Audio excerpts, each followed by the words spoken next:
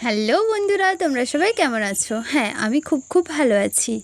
দিনটা ছিল 5ই নভেম্বর, আমার জন্মদিন। নিজেকে নিজের হাতের বানানো কিছু গিফট করার মধ্যে আনন্দটাই অন্যরকম। অনেক দিন ধরেই ভেবেছিলাম নিজের হাতে কিছু বানাবো, তার হয়ে ওঠেনি, কিন্তু আজ বসে পড়লাম নিজের জন্য কিছু বানাতে।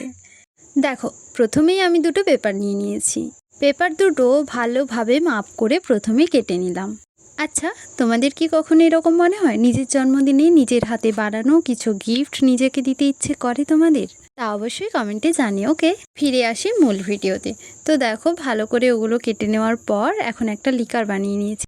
এটাতে এরপর একটার পর একটা কাগজ ভালোভাবে ভিজিয়ে নিতে হবে। জানো তো, এটাতে না আমি খুব ভয় পাচ্ছিলাম। আমি ভাবছিলাম যে হয়তো বা হবে না, কীরকম কী হয়, কারণ এই কালারটা কখনো করিনি। পিছনে আবার দাদি দাঁড়িয়ে থেকে কিছু কথা বলছিল, তো সেগুলো শুনে খুবই হাসি পাচ্ছিল।